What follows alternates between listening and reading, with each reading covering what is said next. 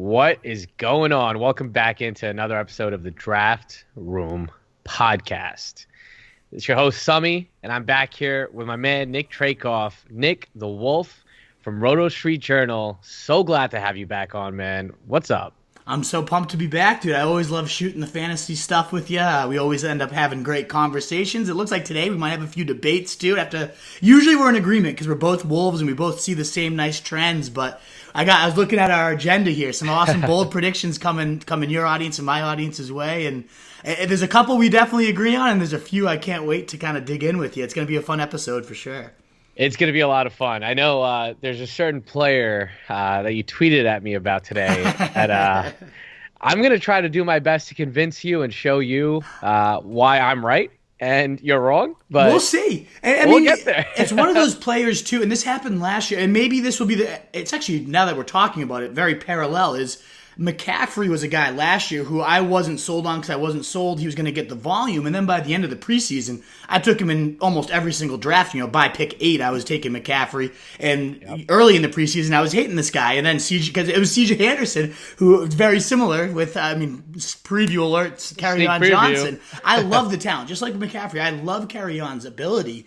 It's just a matter of, is he going to see the volume? So you're going to have to convince me when we get to him that he's going to see the volume. Because I do love the player. If you can convince me he's going to see the volume, maybe I'll change my tune. We'll see. No doubt. We'll definitely get there, man. But first, obviously for the listeners who are just tuning in for the first time that have not found us on socials, Nick, why don't you tell everyone where to find you, where to find Roto Street Journal, the Fantasy Fullback Dive podcast, all of that. Absolutely. So Fantasy Fullback Dive, as you said, is our podcast. You can find all our show notes at ffbdpod.com, which is also our Instagram handle for the podcast. But this is also a branch of our kind of main umbrella site, which is Roto Street Journal. Roto Street Journal on Instagram, Roto ST Journal on Twitter, Roto Street Journal on Facebook, where we do a bunch of live streaming, a lot of interactive stuff in the summer. It's great. I do what we call daily draft wizards, and you can tell me what your position is. I draft for you. You can ask questions while I do it. So all that stuff happening on Facebook and all those other socials as well. So hit me up in all those. I love chatting it. My personal Twitter is Roto Street Wolf. And just hit me up there as well. I'm always down to chat fantasy. And now I'm a teacher on summer vacation, so I have a whole lot more time to do it now than I did just a month ago. So I'm thrilled and would love to connect with anybody listening.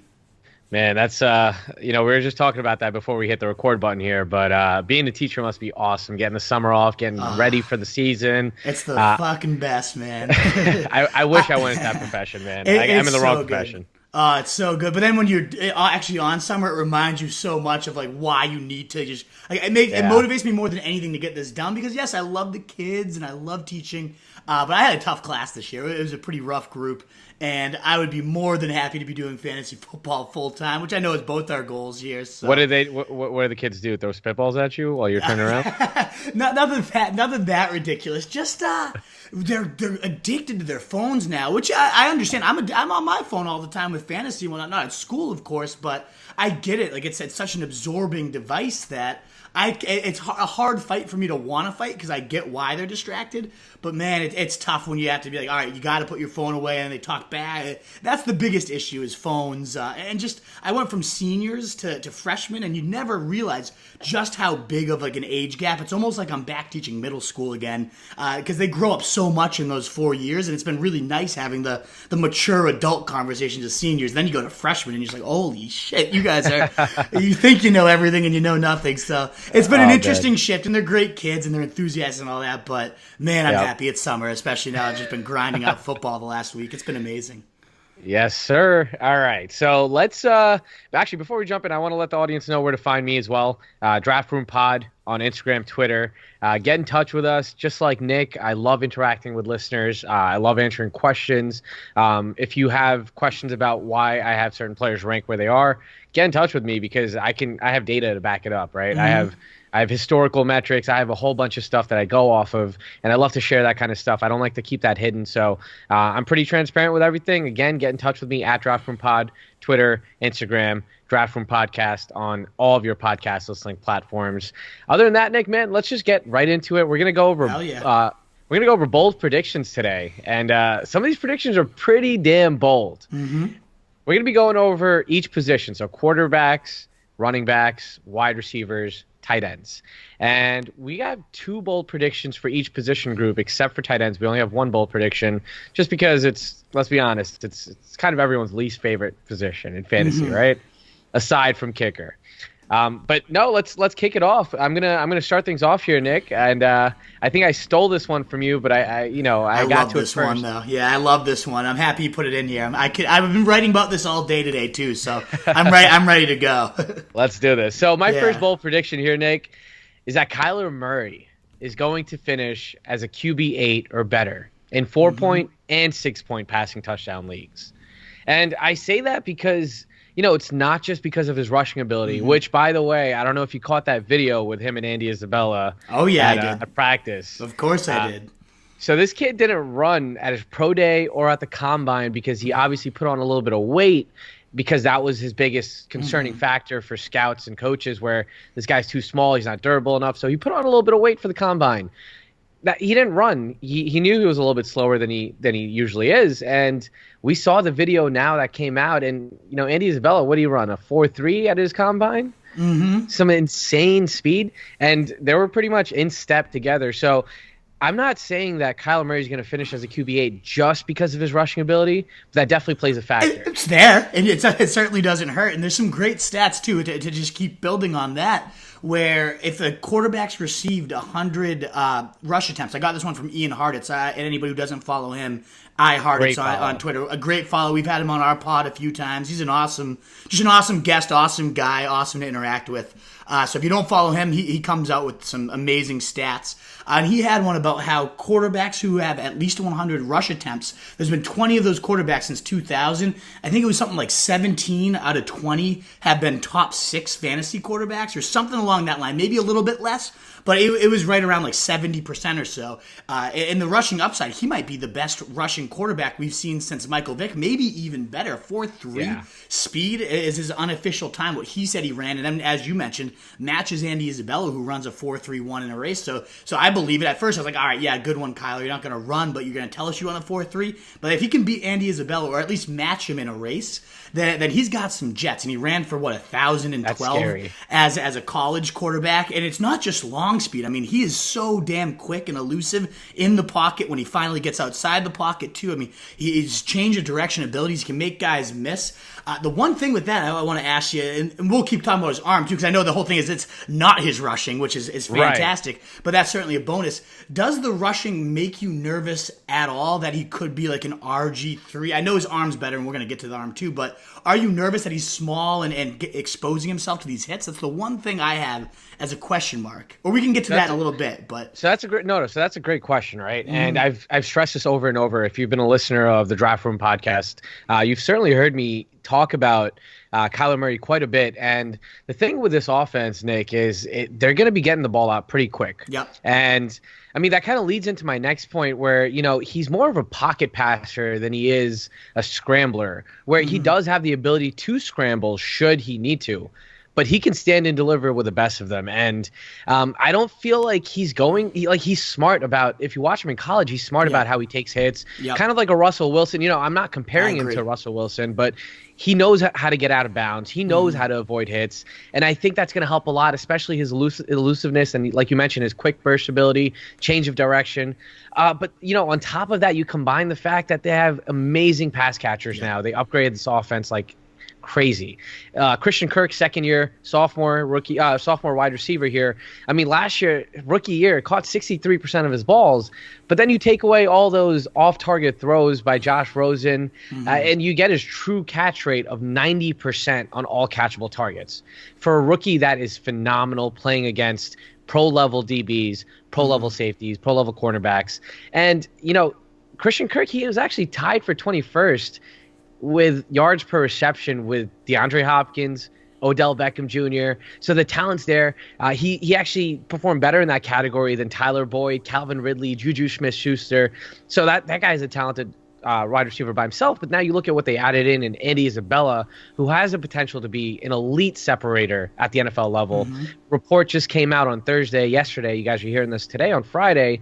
Report just came out that, the Cards plan on using a lot of 3-wide sets with Andy Isabella, Larry Fitzgerald, Christian Kirk. So that right there is pretty dangerous when you have a big slot like Larry Fitzgerald, and you have Andy Isabella as well, who can separate on the perimeter. Not to mention the best weapon on the team, who I think is David Johnson, who I think is going to see over 100 targets this year, reclaim his spot in the top 3 running backs, and he's going to remind people, don't sleep on him. But, I mean, what are your thoughts here on this offense? Like, why do you feel like Kyler Murray is going to finish as a top 8 quarterback? I honestly think it could be a whole lot higher. I'm on record on my podcast, and anybody listening to my podcast here too, you've probably heard this, calling him the 2019 Mahomes, and the parallels are just so damn similar with these two in terms of, we break them down to that fantasy stock formula, the talent. You just talked about the rushing ability, the passing ability. This guy was drafted 9th overall to play baseball. He's got a cannon arm. He had the highest yards per attempt or per completion ever, 10.4 in NCAA history. So, I mean, he can throw the ball at every single level, drops in a beautiful deep dime, has nice touch on the short game passes as well. The talent is just all there. It's all ripe. He's the number 1 pick for a reason. I'm not worried about the height. So that's our first category, is talent, usage, and then kind of often dictated and tied to scheme. What's better than an air raid style offense? I mean, obviously it's a question mark. Is it going to pan out or not? We can't guarantee that for sure. But we've had our guy Drew Hollingshead. If you haven't heard our podcast with him yet, it's absolutely fantastic. He's the quality control coach under Mike Leach, like the godfather of the air raid. Right. He also played quarterback at Houston under Cliff Kingsbury, so he knows Cliff Kingsbury as well as anybody, and he is essentially guaranteeing that Cliff is going to make this work, especially after he goes and gets Kyler Murray, who's been an engineer. He's been an engineer of an air raid offense, like we already talked about, 4,200 yards and 32 touchdowns in the air, 1,012 on the ground. He's the perfect engineer, the guy that Cliff Kingsbury said, if I can draft number 1 overall, I would take Kyler Murray. And that's when he was a college coach, and then conveniently goes up and is a man of his word. It's almost like fatalistic in a way that right. Kyler Murray ends up with Cliff Kingsbury in this perfect system for him. I have a theory about that. Yeah. I have a theory. So I think the Cards drafted Cliff because they had the number 1 pick with Kyler Murray coming out. Yeah. And I think they got Cliff for that specific reason, because they had a conversation with him and Cliff was like, yeah, I'll pick Kyler Murray for sure. It wouldn't surprise me. I was reading about Steve Keim today. I actually all day have been writing about the air raid offense. We have an off-season Bible coming out where we break down all the coaching changes, all the free agencies and whatnot. And today was air raid day. So I've literally been reading about the air raid for 7 straight hours, writing about it and whatnot. So all the concepts, all that, if anybody wants to know about it, hit me up on Twitter. I could talk about the air raid for the next 2 hours if we wanted to. But yeah, Steve Keim did, come out and say, as I was watching his tape, I just got wowed. And I think I wrote down wow 500 times with this guy. And obviously, again, Cliff Kingsbury is the perfect guy to unlock the upside. He's been chasing him since his sophomore year in high school. He's been obsessed with this guy. So you got the perfect scheme, ideally. I mean, will it translate or not? It's a big question mark. But if it translates, you're talking about a fast-paced, up-tempo. I mean, you said 3 wides with Larry Fitz, Christian Kirk, and Andy Isabella, but even more often, over 60 to 70% of the time, he went 4 wide, and often even 5 wide, empty, taking that running back and motioning him out. So that was his most frequent, was 4 wide, 10 personnel, 1 back in the backfield, David Johnson. So this offense just loves to push the tempo, attack you, whether it's 4 verticals, Y-stick, all these different concepts that are meant to get the receivers in space and just blowing through the defense. And we've seen it work at the college level, and we've seen it trickle into the NFL with Todd Monken with the Bucs last year. We saw Andy Reid try to cater a little bit of air raid to Pat Mahomes, and they were both the 1st and 3rd respectively in passing yards in the league. So there's this whole misconception, it's gimmicky, it's not going to work in the NFL, defenses are too fast. But when teams have used those concepts, it's been very effective, and this is the first time we're going to see it full-blown air raid, just all-in style, and clearly they're going to go all in with, like you mentioned, all the receivers they drafted, Andy Isabella, Hakeem Butler in round 4. If they're going 4 wide, you got a 6'5" guy Hakeem that runs Butler, a 4.48. I mean, insane. Great ball skills. A little raw in the route development, but there's almost every single route has one guy streaking down the field, and there's no one better at that than Hakeem Butler. So they got these perfect fitting talents, all this speed around Kyler Murray, all this speed with Kyler Murray himself. It's just a beautiful looking, awesome scheme. So scheme-wise, I graded him out perfectly. I think I might give giving him 14 out of 15 or whatever the exact was, just because we don't know it's going to pan out. Usage-wise, I mean, he's the engineer. They're going to drop back and throw it 50 times a game, so you're not going to have a quarterback throw much more than Kyler Murray, so he gets a ton of usage points, plus the rushing. Right. He graded out 24 out of 25 for me. Surrounding talent, we just raved about all the receivers they drafted, the guys they already had. The running back is insane. The line is a question mark, but you mentioned he didn't take a lot of sacks because he gets it out so quick, and the offense is designed to, Cliff Kingsbury, he's had one offensive lineman drafted in the last, I think, 10, whatever he was, 7 years of college coaching. One lineman drafted, and I think he's only given up like the bottom 10 percentile of sacks because they get the ball out so fast. So I'm not overly worried about the line, who has a bunch of returning starters that were injured all last year too. So the only real risk, I mean, this was, and when you look at Mahomes, all those categories were what we were checking the boxes off. We're like, there's not a box this guy doesn't check, outside the fact that we haven't seen it yet. And so, yes, you got to take that leap of faith. There's a little bit of unprovenness. And that's the thing, right? With fantasy, it's like you can't buy high. Like if you wait a year, you're gonna end up buying Kyler Murray at his ceiling, and then you're gonna end up paying like a third or fourth round price, just like you are right now with Mahomes. So you want to buy early, and I mean, so going back to your point, what doesn't work though? I mean, all those boxes outside of unprovenness. Is there any one thing that is there not to love about him? I mean, there's no reason he can't be top 3 if all those things work out perfectly outside of the unprovenness of him and the unprovenness of the scheme. There's literally nothing that's like not perfect here, in my opinion. Yeah. I mean, so top 3 for me, I'm kind of hedging my bet with top 8 only because the quarterback class is so deep this year. Well, and he's going as the quarterback 15 too, so it's we don't have to buy him as the QB3, but exactly. But next just year he Mahomes, will be going as a QB3. I would not be shocked to see him go. I really think he's going to be one of those guys around 3-4. Like I really think he's going to be this year's Mahomes. It just seems too perfect to me. I really hope I don't faceplant on this one because I'm all in, as you clearly are too. You're on record. I'm on record. We're both on record. But one thing I did want to add here, Nick, is I took a little deep dive into the past 6 years, and I tried to figure out, the total number of plays run in an offense to how many QB1 finishes. So top 12 QBs, right? So since 2013, out of the top 16 teams that have finished in the highest number of plays run, right? 2013, 8 of those teams had a top 12 QB finish. 2014, 11 out of those 16 teams had a top 12 finish. Then you have 9, 5, 5, and 7 last year. 7 quarterbacks out of the top 16, meaning the top half of the league that, in total numbers of plays run, they finish as a QB1. Yeah. So if this offense works, I think it's hard to say that Kyler doesn't finish at the very least, at the QB12 position. And that's their whole thing, right, is plays run. I mean, David Johnson's been on record saying he hopes to have 90 plays in a game. Now, that's a little bit crazy, but in college, I mean, it was about 90 plays a game, so 70, 80. As long as everything's clicking, there's no reason these guys won't be in the top 3 or 4, in my opinion, in plays run. So that's a really interesting stat. I like that one. I did not know that. Cool. Yeah, nice. I got a little bit of data analysis on my side over here too, man. There you go. I love it. Call me Ian Harditz. No, I'm kidding. Don't call me that. But Nick, we sticking with quarterbacks. You have a pretty bold prediction here yourself. Let the people know what this is. I know. I'm pretty pumped.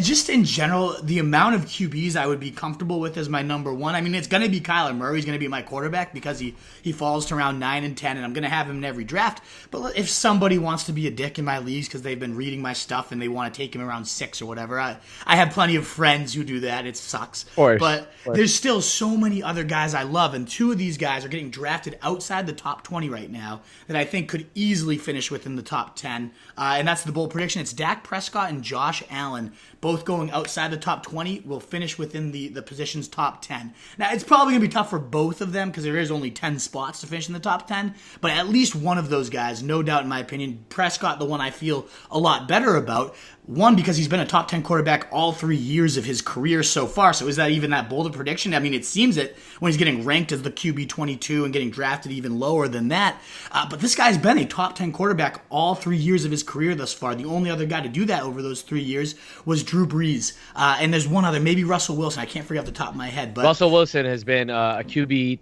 like top 12 QB over his career. Yeah, it's been top 12 maybe, but top 10 it was the only Drew Brees and like one other guy over these last 3 years has only been the top 10 quarterback.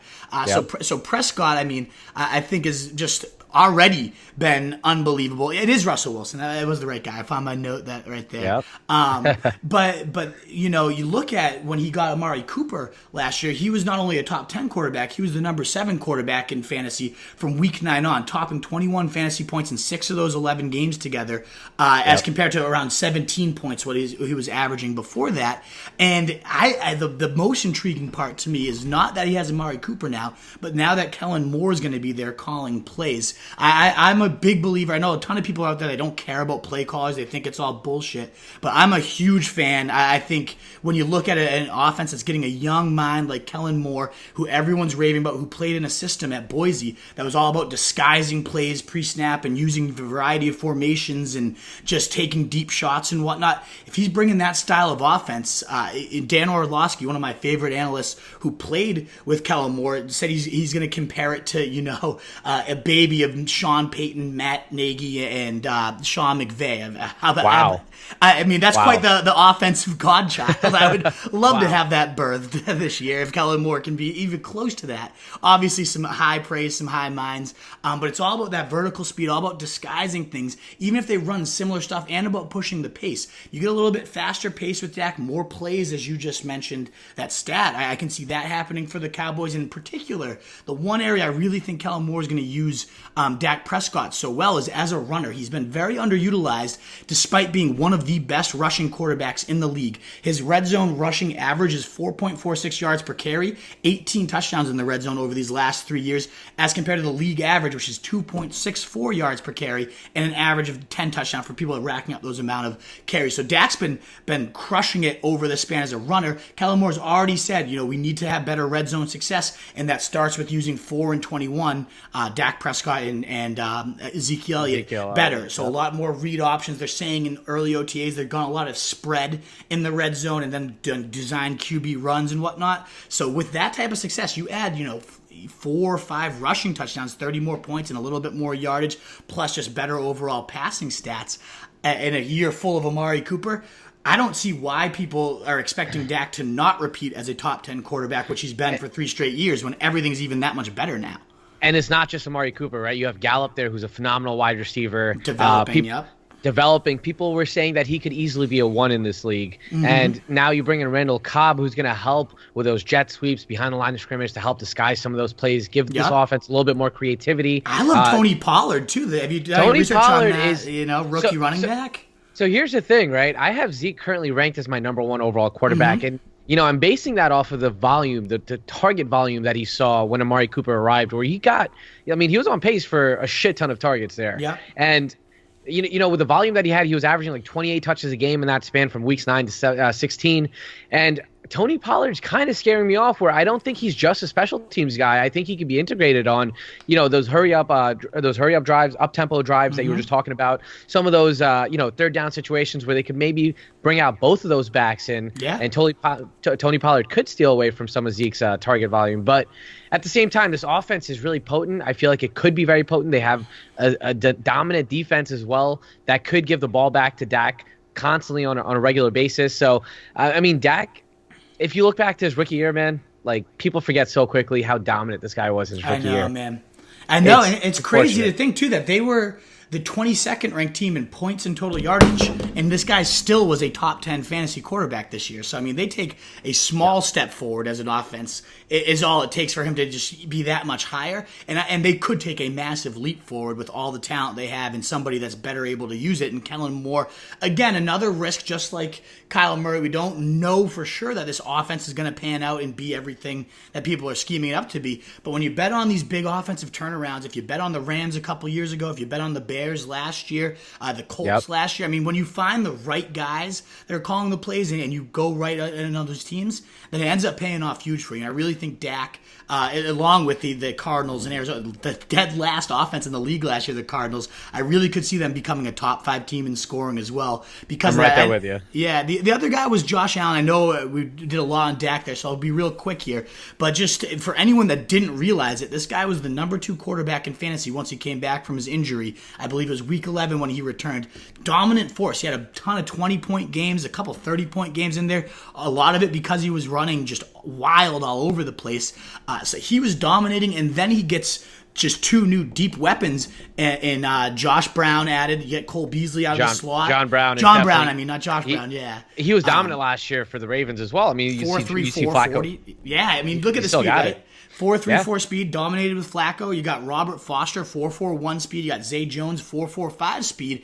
And you look at Josh Allen, almost 20% of his pass attempts traveled 20-plus yards downfield, the highest in the league there. Very successful at completing that deep air yardage as well. So you give him even better deep weapons. This is an offense that likes to sling it deep, likes to design runs for this guy, and then gives him better weapons. A number 2 quarterback scorer last year to end the year, I wouldn't be shocked. I mean, number 2 would be kind of crazy, but to see him to continue that pace would not surprise me at all. So 2 guys in Dak and Josh Allen going outside the top 20, I wouldn't be shocked at seeing them finish in that top 10 this year. I like it, man. I mean, I'm having a little bit of trouble ranking Josh Allen and Lamar Jackson. I like Josh Allen a little bit better just because I feel like this team is going to be better, much more improved. They were sneaky good last year. I think they're going to be a really fun team to watch this year. You know, that smash mouth, in-your-face football on the defensive side of the ball as well. And I just think they suffocate other teams with their it's Josh Allen. It's not close, my friend. I mean, I love Lamar Jackson, especially as an athlete, but that guy can't throw a fucking ball. And yeah, you're going to get all those reports that he's improved his footwork and it's the ball looks nice in camp, but he just does not look good as a thrower. And Greg Roman, I mean, a great coordinator for a run-heavy offense and a dual-threat quarterback after his experience with Kaepernick, and he had Tyrod Taylor. I get it. But then you look at their fantasy finishes, and it was like, yeah, real-life-wise, you know, they had some solid years, but Kaepernick had one QB 11 year, his big year where he blew up and was the next thing. He was only quarterback 11. The other 2, he was quarterback 16. Tyrod Taylor was quarterback 16.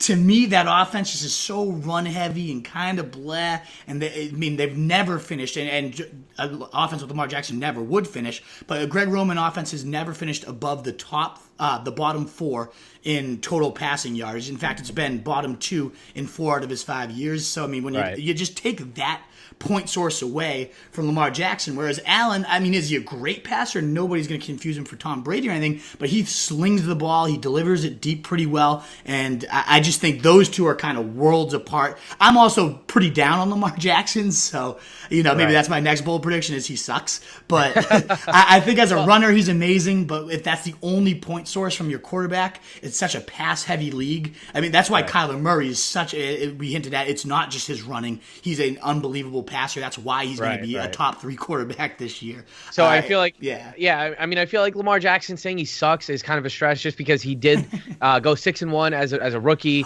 He turned around the team. Real life, again. Real life is different, my friend. Real life is different. I'm stuck in the fantasy world when I'm talking to you. You're absolutely right. Where like people picked him up off the waiver last year, and I want to move on here really quick, but I do want to remind everyone, like you picked him up last year, hoping that he was going to put up monster like 40-point, 30-point games, but that just kind of never transpired. 16, 18, a decent floor. He's got a decent floor. There's just the ceiling seems so capped with me.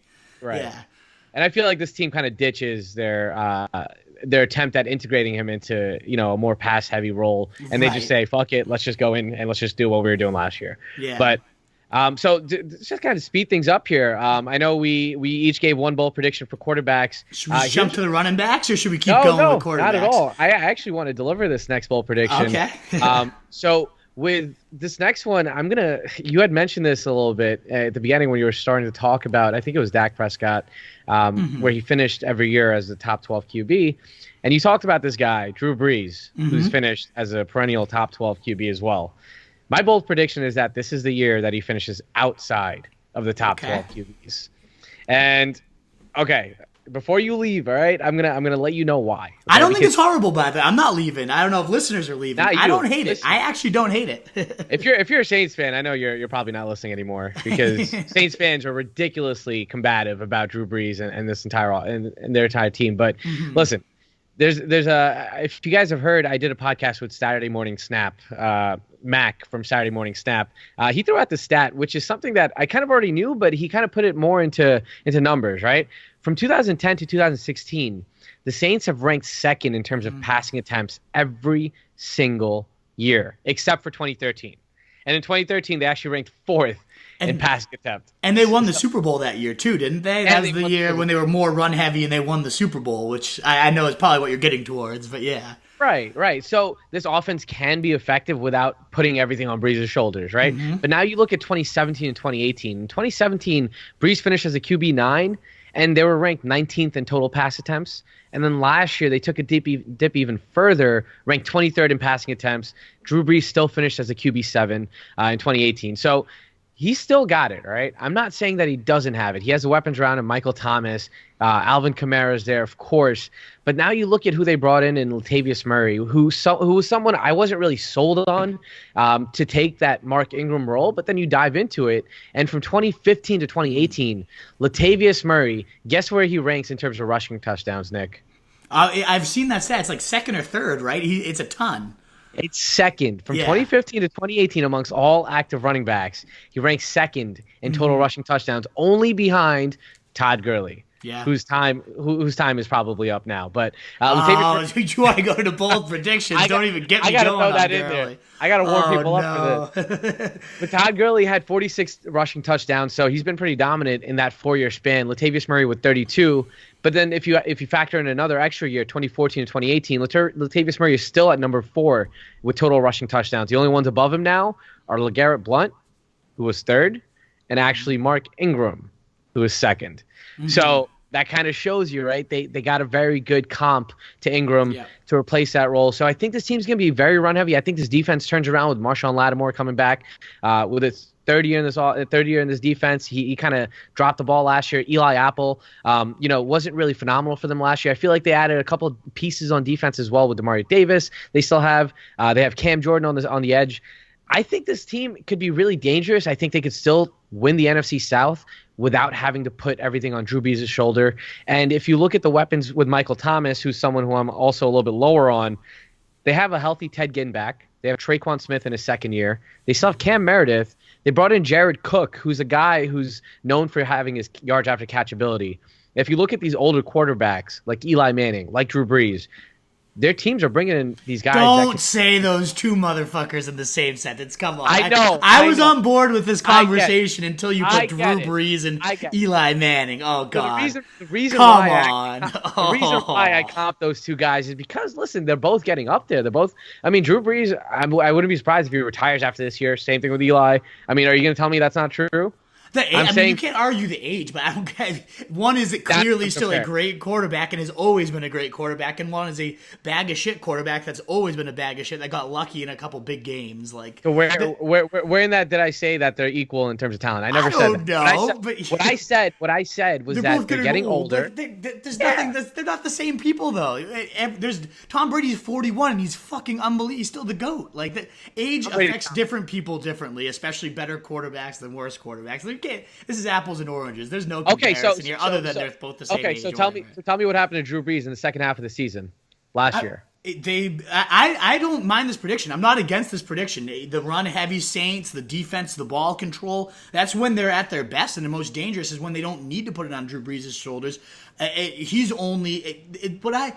Drew Brees is still nasty. He didn't suck, did he? Like, was there stats that said he was bad in the second half, or was that his team didn't need him to be the Drew Brees of 2011, where he's throwing for 5,040? Like, they've put enough around him, and that's the argument against Brees. And I'm not totally against it. I'm lower on Brees than the expert consensus too. I'm not as low as you outside the top 12 because again, the reasons you've illustrated in these last couple of years, even when they got more run heavy, it's still Drew Brees. He's still got some good weapons around him. He's got one of the best lines, if not the best line in football. So Brees is still going to do his thing. He still has a very high floor, but I agree that the ceiling of the Drew Brees, just like, we're not going to see that 45,000, it's not 40 there. TD Brees anymore. So I'm with you. I get that. The only thing that made me pissed off was you somehow saying Brees and Eli in the same sentence. No. Nick, that you weren't just listening. Can't be said. You weren't listening. The point I was trying to get to was the fact that they brought in someone like Jared Cook, who can do a lot more after the catch. Well, I like Jared Cook, yeah.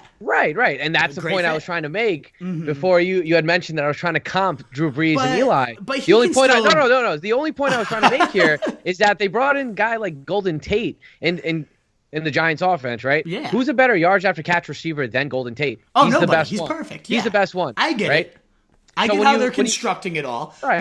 but Drew Brees can still sling the deep ball. I mean, he can still throw a nice one. Eli Manning just sails ducks over everyone's head. It's not like Eli Manning's more out of necessity, whereas Drew Brees, it's just like, yes, Jared Cook's a great yards after catch guy, but I think it's a stretch to be like, oh, now they need only yards after the catch guys for Drew Brees. It's just a great fit in an offense that sorely lacked that big tight end presence that Brees made money with Jimmy Graham. I think it's more so having that big red zone body, a nice number 2 complement to Michael Thomas, because they didn't really have anyone outside of Thomas and Kamara last year. Now they have a nice big safe body after the catch guy, but I think it's more so adding that element out of just, luxury rather than necessity, whereas the Giants, it's 100% necessity in my opinion. Right. No, I totally understand that. So, I mean, at the end of the day, listen, he still has weapons around him to prop him up in terms of fantasy when he does need to throw.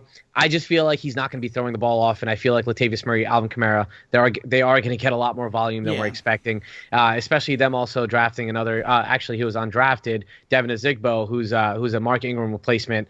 He's a Mark Ingram comp coming out of college as well. So I think this offense is still going to be pretty powerful. But let's move on to this next prediction in another offense that we're predicting to be pretty powerful. You've got another quarterback lined up, and this bold prediction is really interesting. Yeah, and this one is also dependent not only on this team, but also the Chiefs and what happens with Tyreek Hill. Because if Tyreek Hill's out there, nobody's outscoring Mahomes. There's no doubt his throne is going to stay there. And he's still my number 1 ranked quarterback. I'm not going to be psycho enough. But the one guy I could see really coming in and challenging him and taking that top spot is the QB6 in expert rankings right now, but my QB2, and that's Baker Mayfield, who I'm in absolute love with. And this was even before they went and got Odell Beckham. I was in love with Baker Mayfield, mainly because you got Freddie Kitchens, you got that chemistry with Freddie Kitchens, and how much he started to dominate with him once they finally got rid of Hugh Jackson and brought in Kitchens. I believe it was something like Baker Mayfield. I'm trying to find my note here. I lost it. Where did I put it? There it is.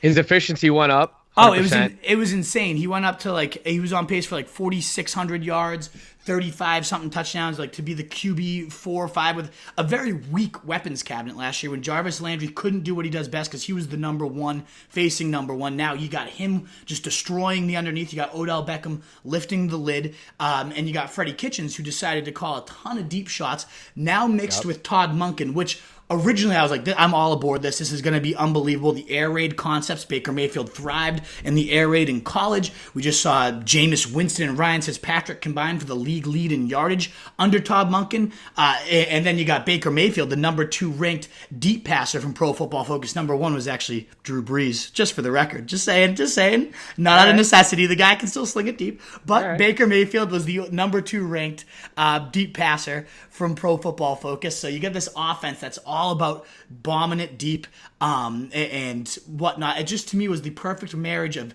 scheme and Freddie Kitchens and Todd Monken. Now, reports are they're kind of starting to butt heads, and there's a little bit of trouble in paradise between Monken and Kitchens. I was going to bring that up. So I don't know. That might impact this. We'll see what happens there. But I'm assuming it's 2 bright guys, 2 great offensive minds that both do things that Baker does really well. I imagine that those guys are going to get this figured out and whatnot. And so the exact efficiency stats, I found them over here. It was 8.72 yards per pass attempt, 395 total yards per game, best in the league once Kitchens took over, 285.9 passing yards per game, 4th in the league, and all leading the NFL in just total yards per play, 6.86. So this offense just became kind of that juggernaut under Kitchens. He's now the main guy. They got that chemistry together, and then you give them maybe the most dangerous weapon. I believe you're a huge Odell fan. I hope so. I don't know how you couldn't be outside of the injuries, which we could talk about too. Definitely an injury-prone guy at this point. So let me ask you a question here then. So they gave away Kevin Zeitler in that trade for Odell, right? This offensive line is pretty concerning, if you ask me, because who they have? It's unproven. It's unproven, right? Definitely. You have Joel Bitonio. You have a couple of tackles like Greg Robinson and Chris Hubbard. Who the hell are those guys? Yeah. They gave away arguably one of the best offensive linemen in the league. And, I mean, I don't think Baker's going to have that much time to kind of stand and deliver. He's going to have to put the plays on his shoulder, off schedule throws, things like that. Do you think he can do that? I do, and I think it's not quite as escapable and agility-wise as Kyler Murray, but Baker does move in the pocket very well. He is a solid athlete that can move around and throw well on the move too, so I'm not overly concerned, especially if they're integrating those air raid concepts again where the ball is designed to get out there quick. I'm not overly concerned about the line. I think it will still be a top 15, one of the better ones in the league because they do have a couple decent names. You got to hope they all gel. That is a cause for pause, yes. But we saw, last year the Chiefs line coming into the season was ranked, I think, bottom 25, and then they ended up going up to 13 because Pat Mahomes was so good at getting out. He never got hit. He never got touched. I can see something very similar with Baker Mayfield. To me, again, that fantasy talent formula, fantasy stock formula, the talent's there. The usage will be there. It's going to be one of the pass-heavier offenses in the league. The surrounding talent is now one of the best weapons cabinet in the league between Odell and Landry. And then you got, I love Antonio Callaway's athleticism. Higgins. Higgins makes some of the best back shoulder catches you'll ever see. David Njoku maybe someday will realize his potential. I'm never going to buy him again. This motherfucker got too many goose eggs last year, but still an athlete, a red zone body. So, and then you got Nick Chubb and potentially Kareem Hunt down the stretch run. That's a ridiculous overall offense with two great minds. Got about Duke Johnson there too. And Duke Johnson, one of the best pass catching backs by every single metric you want to throw out there. This is a very stacked overall offense. I see Baker Mayfield throwing for 5,000 yards this year, 40-ish touchdowns, and threatening for Pat Mahomes' throne, especially if Tyreek Hill misses a significant chunk, if not all of the season because of all this going on. So I'm huge on Baker Mayfield. 5,000, 40-plus TDs. He's going to blow up. This is the bold prediction show for a reason, ladies and gents, and that's exactly the reason right there. There you go. I like it, man. All right, cool. So let's do the wide receivers here next. One of my bold predictions here is going to be kind of between a debate that goes on every single year between these two guys. Every single year. And every single year, people, they lean one way where I tend to lean the other way because I know the breakout's coming. And I'm talking about Stefon Diggs and Adam Thielen, right? Mm-hmm. Most people, if you take a survey, if you ask them who you're going to take over, who you're going to take first, it's going to be Adam Thielen. Mm-hmm. Most people are going to say it. And they're going to point to his first 8 weeks of last season, right? But what they fail to realize is that he benefited a lot from the lack of a run game, lack of Dalvin Cook. He benefited a lot from John DeFilippo, who was trying to earn a head coach job and who wanted to keep the ball in the air constantly, which is the reason why he got fired in the first place. A big history with slot receivers, too. John DeFilippo, huge history. D.D. Westbrook, by the way, keep an eye out for him. Hey, all about it. Yeah, I'm with you. All about that. But my bold prediction here, Nick, is going to be Stefon Diggs finishes a lot higher than Adam Thielen at the end of the year. And let me go how big of a gap are you saying? Are you going to get to that? Because I'm interested to see how deep of this gap you think. I mean, if you're listening to this on Friday, you can go check out my updated positional rankings, top 24 rankings per position on my Instagram and Twitter page at DraftRoomPod. Go check that out. But I've got Stefon Diggs in the top 12, and I don't have Adam Thielen in the top 12. And let me tell you why. Because Dalvin Cook coming back makes a huge difference here, right? Because from weeks 1 to 8, like I was talking about, we all know Thielen caught he had 8 games in a row, 100-plus yards. He tied a record. Who was the first one to do that? I think that was it Randy Moss or who had 8 straight games in it? I think it was Moss. Yeah, I'd have to check that. Moss or Johnson. I think it might have been Calvin Johnson. But anyways, per game on average, he was getting 12 targets, 8 receptions, 116 yards, 6 touchdowns out of his 8 total touchdowns came in those first 8 weeks. Yeah, he was actually the wide receiver 1 through 8 weeks. So he was dominant. He was unbelievable. If you drafted Thielen, you were extremely happy. You thought you had a league winner on your hands. But then in that same time frame, you look at Diggs as well, right? Who still had 300-plus yard games. And per game, he was getting 10.6 targets, 7.25 receptions, 73.5 yards per game. He was a wide receiver 10 as well. So they were both top 12 wide receivers. And then Diggs missed week 9. Week 10 was a bye. And now you look at weeks 11 to 16. Thielen, let me compare his numbers from weeks 1 to 8, right? From 11 to 16, Thielen was getting 7.7 targets compared to his 12 targets. 5.3 receptions compared to 8 receptions, 64.7 yards compared to 116 yards. Right? It's a difference of about 5 targets a game that he was He was missing. And I want you guys to remember that number, the 5 targets right there. His production got cut in half, and he only scored 2 touchdowns in those weeks, 11-16, over those games. He was a wide receiver 17. And Nick, do you remember what happened to Stefon Diggs towards the end, down the stretch? He caught like a touchdown in 4 straight weeks or something of that nature? Something like that. He caught 5 of his 9 touchdowns in those 6 weeks. I gotcha. So 9 targets, 6 receptions, 65 yards a game average. He was also still the wide receiver 10 there. And now you bring in Cook, who's taken away those 5 targets from Adam Thielen. Cook was averaging 5.5 targets a game, 4 touchdowns in that span, 2 rushing, 2 receiving. So that stabilizing run game, especially with his Gary Kubiak zone run scheme. You know, he runs a hybrid zone run scheme. And if you look at what he did in Denver, you look at his time in Denver, what he did with the running backs there, longer developing plays with Demaryius Thomas as well, those play action shots down the field. I mean, Irv Smith is also a potential field stretcher now, running those seam routes where they don't just have Thielen across the middle of the field. And I feel like Thielen definitely takes a dip this year. And we can talk about Cousins all day as well. You know, he's a guy who's thrown for 4K yards every single year that he's been a starter. So I mean, yeah. What do you feel about this bold prediction? I think you bring up a bunch of interesting points here, and I wrote about Kubiak earlier in the year. And my question, one of the takeaways was: is there enough food to sustain both Stefon Diggs and Adam Thielen as wide receiver 1s? And the good news is, in 18 out of 22 years, he's had at least one 1,000-yard receiver. 2 of the ones that weren't there was Andre Johnson getting hurt. He was on pace to smash 1,500 yards. He was having monster seasons before he went down. So really only 2 seasons in which a receiver wasn't just dominating in that offense. But it's also been very rare that he's had a very high-quality number 2. There's only been 4 seasons when he's had 2 guys top 1,000 out of 22 seasons calling plays. And those were those like John Elway, Rod Smith, Ed McCaffrey. That was 2 of those, 1998 and 2000. And then he had one with Jake Plummer to Rod Smith and Ashley Leslie. Both had over 1,000. And then it was a long stretch. In Houston, there was nobody. Then 2015, you get Peyton Manning to Demaryius and Emmanuel Sanders, both top 1,000. But the touchdowns have been pretty uninspiring. In the red zone, he gets very, very run-heavy. We see, guys like Arian Foster rack up 20 touchdowns, but Andre Johnson only have 4 or 5, even though he does a ton of the work to get them into the red zone. Kubiak does have a pretty historic tendency to not throw much in the red zone, but to run some more. So again, more love for Dalvin Cook, who I think we're going to talk about a little bit later too. But in terms of touchdowns and whatnot for receivers, it's certainly, maybe he's had a couple 1,000-yard ones, but he's never had a guy dominate in the touchdown department with another guy doing okay too. And then if I'm going to pick one or the other, I'm with you. I think Diggs is the better overall route runner, a better red zone presence, just has been kind of more consistent throughout his career, wasn't just blowing up for an 8-game span. And Thielen's had some monster games, and Thielen's great too. So I think those two are more... This roster is more composed to those 4 outlier seasons of 4 out of 22. I'd say both of them will top 1,000 more likely than not.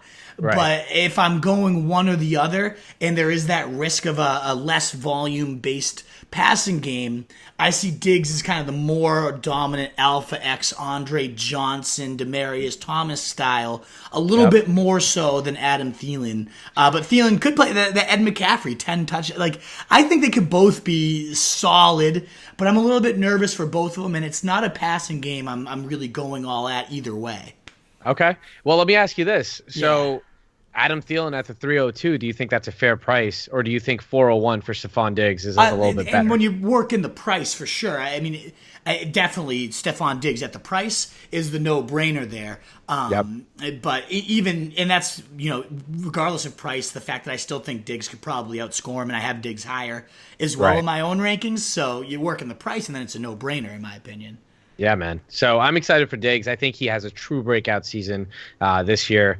But let's move on to the next bold prediction here, Nick. So this is gonna burn some ears because this guy's the fantasy darling, as you like to say. Biggest darling in there, This guy caught on fire in terms of hype earlier this offseason. I think he's still on fire. It might be cooling off a little bit, but people are still pretty high on him. So let the people know what this bold prediction is. Yeah, Chris Godwin, the love of everybody's life these days, is just a little too hyped in my opinion. Now, that doesn't mean I'm down on Godwin as a player. A 6'1" frame, plays well contestedly, moves pretty well, body control in the air.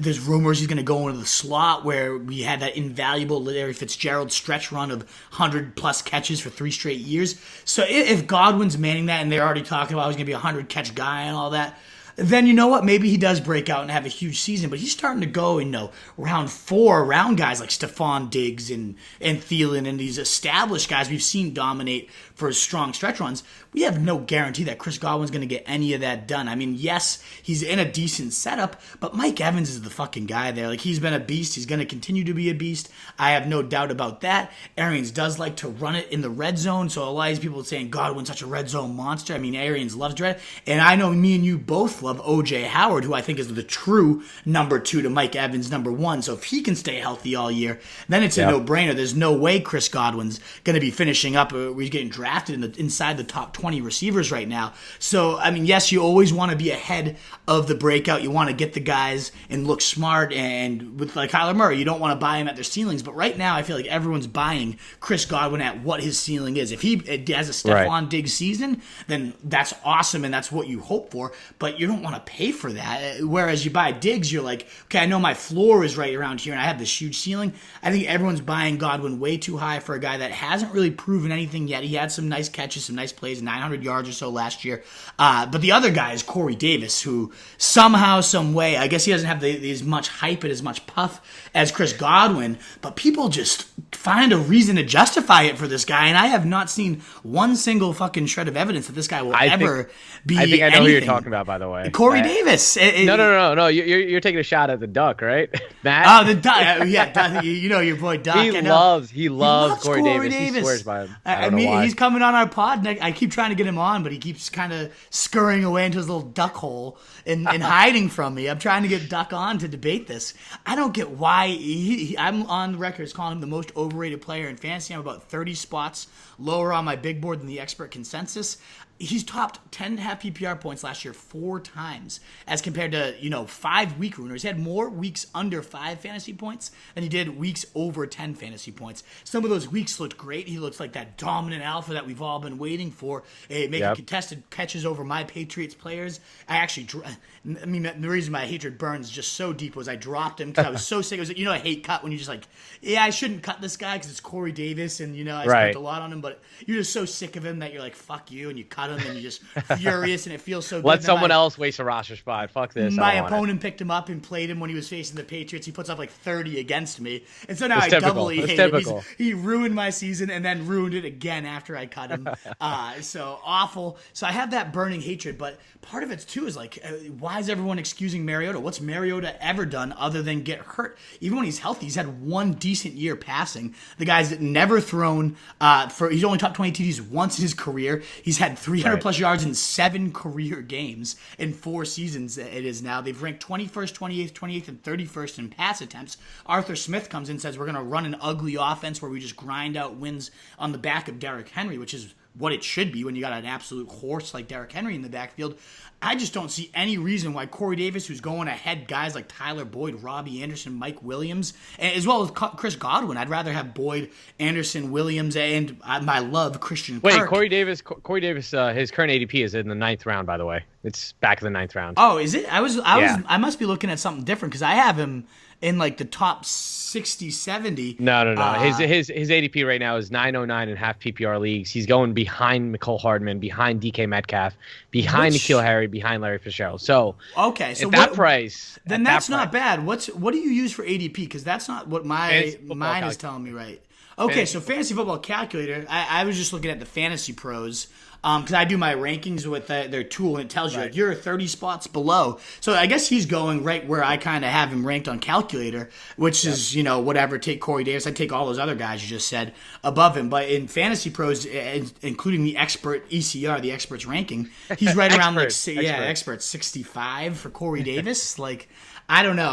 A lot of people seem to keep giving this guy a shot at redemption and a reason to, and I don't buy it. What's Godwin's ADP on Calculator? I gotta start looking at that because I've been only looking at Fantasy Pros. That's one question I did want to ask you, right? So Godwin, outside of the Rams wide receivers and outside of Stefon Diggs and Adam Thielen, Godwin is the first wide receiver on, like, in terms of ADP, who's the number 2 on his team that's going in fantasy drafts right now. So he's going after Tyreek Hill. He's going before Jarvis Landry. He's going before Sammy Watkins. He's going before Mike Williams, Calvin Ridley, Tyler Boyd, DJ Moore, Robbie Anderson.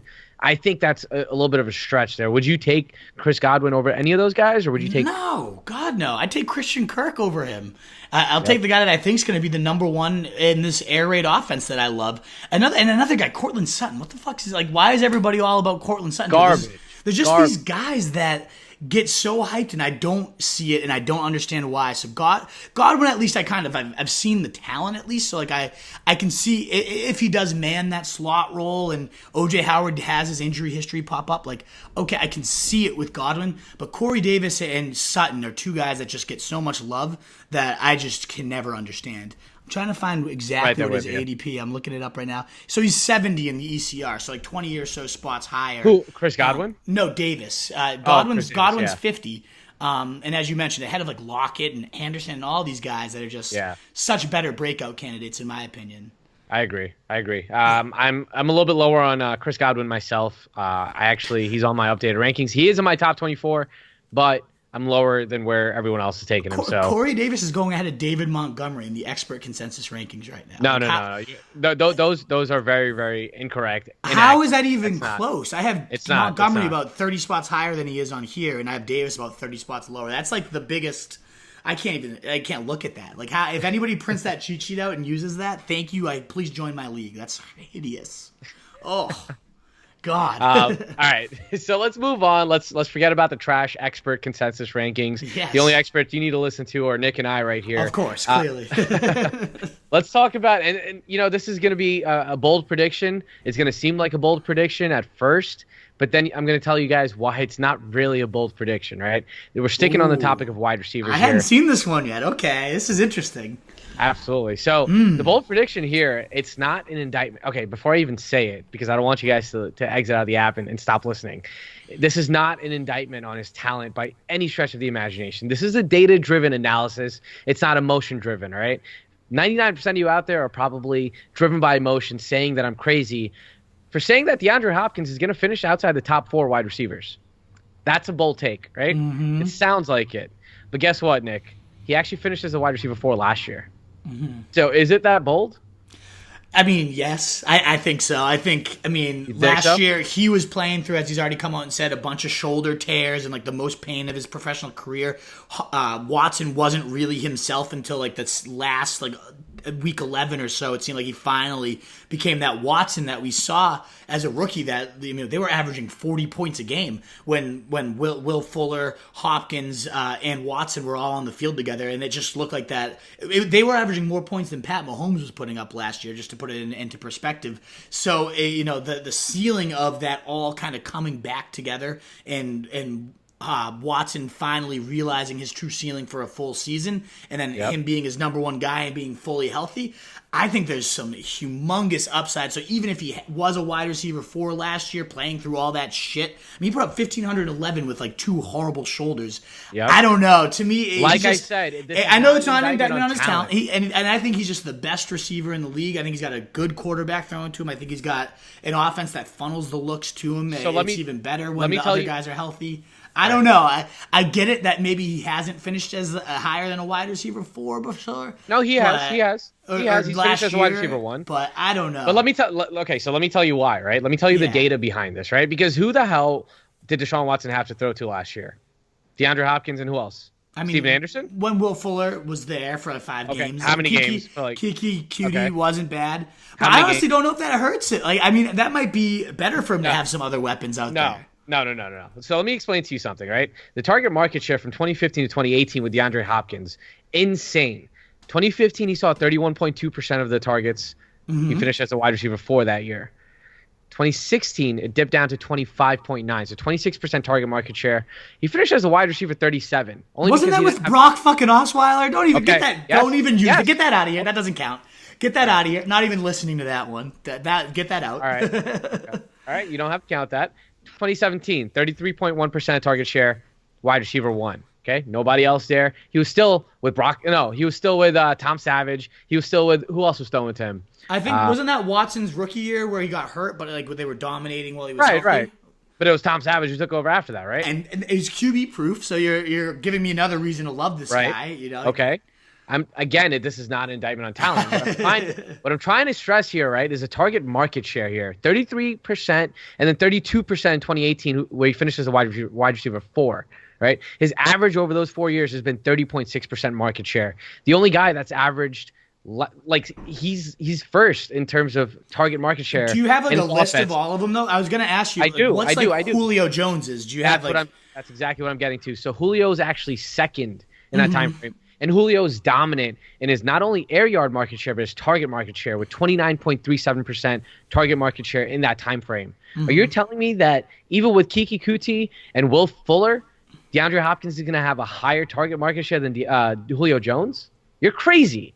Get out of here, bro. I mean, when Julio Jones' little foot injuries pop up like they always do, then yes, he's going to see more total targets, maybe target share, maybe not. But then you got Calvin Ridley, you got Austin Hooper, you got despite Devonta Calvin Ridley, Freeman Julio Jones had a there. 31% target market share last year. Despite Calvin Ridley, Yeah, he dominates 50% of the air yard share. Right? Hopkins is one of those guys that's as good, if not better, than Julio Jones as a talent. He's gonna always command 30. It's like an Antonio Brown. No matter where they are, I would be shocked if it dips to like 28%.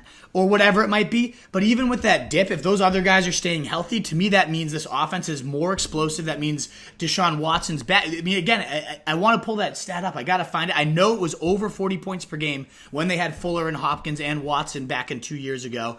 And I know Hopkins was on pace for like 20 touchdowns or something like that. So maybe the total sheer volume goes down. But if that quality goes up a little bit because you can't just throw 3 guys. I mean, Hopkins has been doing this. Yes, he's had no one there, but he's had no one to take any type of pressure away from him either. So he's still going to be the focal point of defenses and draw number ones. But he's been drawing number ones and the safeties and everything. If you got some guys there taking the top off the defense, getting them in the red zone more often where Hopkins is at his most dangerous, I'll take a 3, 4, whatever % dip in the actual share because I think that efficiency and that volume is that much higher quality in my opinion. Okay, so look back at the last couple of years. Who finished as a wide receiver 1? They're typically guys who don't have any competition for targets at their position, right? That's Antonio kind of Brown's been number 1, and he had like Juju there. He had Juju there. Okay, last year he had Juju for sure. He didn't finish as number 1. The year before that.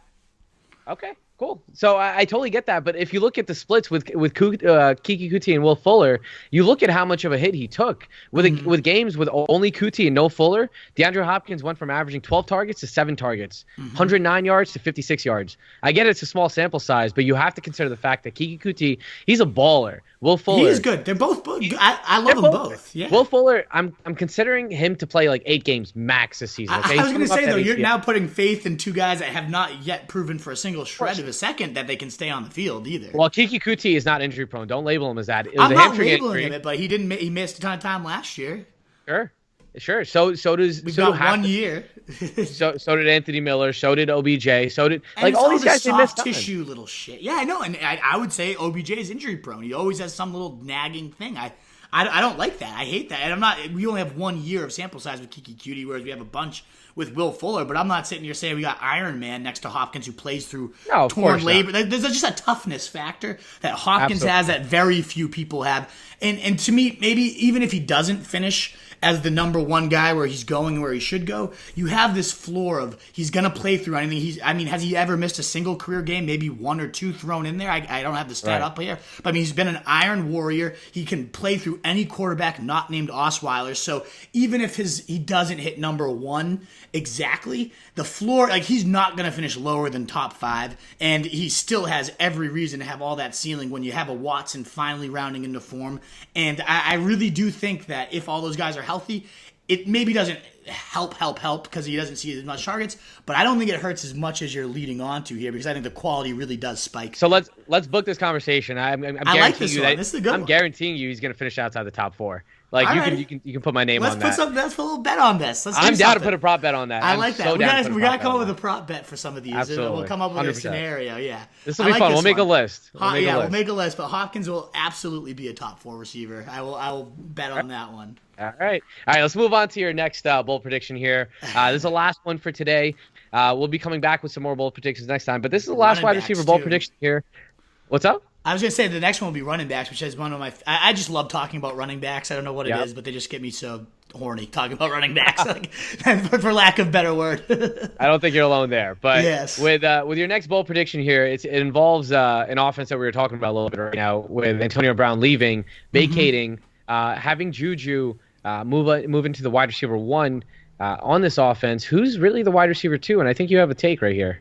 I absolutely have a take. I think it's going to be Dante Moncrief. He's going to really lock down that role. I think he's going to explode into the top 25 wide receivers because of it. And I'm thrilled at the price that you're currently getting this guy. And I'm nervous because I'm starting to see some reports of the rapport and Moncrief dominating early OTAs and things like that. I know his price is going to skyrocket, but right now he's going at 150 or so overall. And as long as that stays, I mean, I have him at 80. So right now I'm 70 spots higher than the ECR, which is just insane. But even if he stays around that, I'm going to be all in on this guy. And the reason is, one, just a physical specimen, absolute monster, 6'2", 220, runs a 4.4, jumps at a 39.5 vertical, both led the combine. When you have that type of gifts, like, you're always going to have a limitless upside. But then you look at the fact that he's been really asked to make chicken salad out of chicken shit these last few years. He's had Blake fucking Bortles. I mean, has there been a worse quarterback in the league than Blake Bortles? Jacoby Brissett. I mean, but okay, and exactly. And I'm glad you said that, because when he had Andrew Luck, they've played 14 career games together. He caught 12 touchdowns in those 14 career games. So, I mean, he was an absolute scoring machine. You look at the physical skill set, a red zone body with leaping ability. When he's got a quarterback that can put the ball where he wants it, he's going to score touchdowns. Big Ben has always been able to put the ball where he wants it. This guy's going to score touchdowns. I'd be shocked if he scores any less than 8 touchdowns. I think he's going to go for double-digit touchdowns. And if he truly locks down, like, I am the clear-cut number 2. I like a lot of the guys around. I mean, James Washington had a couple flashes. I mean, there's a lot of good things about Dante Johnson coming out of camp right now, that he's been one of the standouts. Vance McDonald, maybe he takes a step. But to me, that's just such a wide-open collection of stuff. And I think a lot of people are lumping Moncrief into that as, like, it's a competition between all these guys. I think Moncrief's a clear step above these guys. I think the fact that Big Ben's already said, if I had to pick a standout, it's been Moncrief. I've been so impressed with how hard he's working. He's with our receiver coach after practice all day, every day, locking this offense down. He's a cerebral guy that is really just dedicated to being great and wanting to learn. Whenever he's had talent, again, 12 out of 14 games, he had touchdowns when he played with Andrew Luck. And you mentioned the vacated opportunity here. You got 240 targets from last year between Antonio Brown and the less legendary Jesse James, but that's 35% of their targets, 2,547% of their 2,547 air yards. That's almost 50% of their air yards are gone. You know Juju's going to get his share. He's going to get the heaviest share. I'm not arguing that he's going to get that taken from him, but the guest of honor seat here is a huge amount of aerial pie to be taken, and I really think Moncrief has that physical skill set that's a clear step above the rest of these guys. He's already showing up in camp. I just love all the upside this guy's bringing to the table, especially, again, the price, 150 overall right now. So you're telling me he's round going 12? He's going the 13th round right now. He's 13th round. Oh my good God! Like for 57. If he's going anywhere after round 10, I mean after round 8, honestly, I really think. I mean the clear-cut number 2. Think about what we were drafting Martavis Bryant as just 2 to 3 seasons ago, for the fact that this was a physical freak as the clear number 2 in this offense.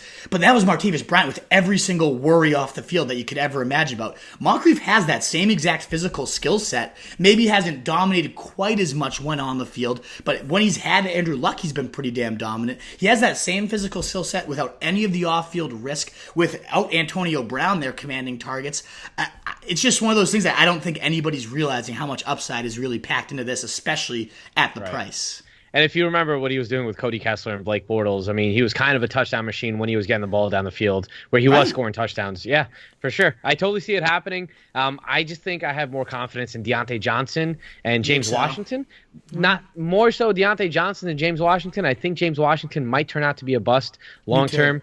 I really like Deontay Johnson, though. I really think he's going to develop into that Antonio Brown role pretty nicely and pretty well, just because of his separation ability, where Dante Moncrief, the only thing that he can separate with is his speed and not necessarily his route running. And his size, though, his leaping ability, you know? So he's open when he's not open type of guy. That's what his kind of calling card is. But here's the thing, right? Ben is not a kind of quarterback to throw his guys open. He's the kind of quarterback that looks... He can put it in the red zone especially. Like, I mean... No, listen, yeah, he can do that with AB, but we really haven't seen him. I mean, yeah, he's done San it with Antonio Juju. Holmes. He's done it with Antonio Brown. He's done it with he's done it with Vance McDonald. He's done it with tight ends like No, he doesn't. He doesn't Heath throw him Miller open. For years. Like he does. He doesn't He's, throw him open in the red zone. Absolutely does. They used to throw the ball, just jump ball after jump ball in the red zone. It was like almost as a Le'Veon Bell owner. I was like, what the? Can you just run it one time? They love throwing it in the red zone, and there's nobody more dangerous than Moncrief on this team, in my opinion. But I am worried about, you mentioned Johnson. I mean, he is a smooth route runner. He's a great separator. Like, if he does what he did in college and that's translating, if camp reports start emerging that this guy's dominating like he was in college, I'll be certainly a little more nervous. He makes me a lot more nervous than James Washington does as well. But to me, right now, it seems very clear that Moncrief's the number 2, and I think that just comes with so much upside.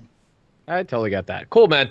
So that was our QBs and wide receivers bold predictions. We here. have a whole list of like 10 more too. So we got a whole. We should have known we weren't going to get through this whole list. It's getting been spicy. too long since we caught up. We knew we weren't going to get through this whole thing. It's getting spicy, man. I love it.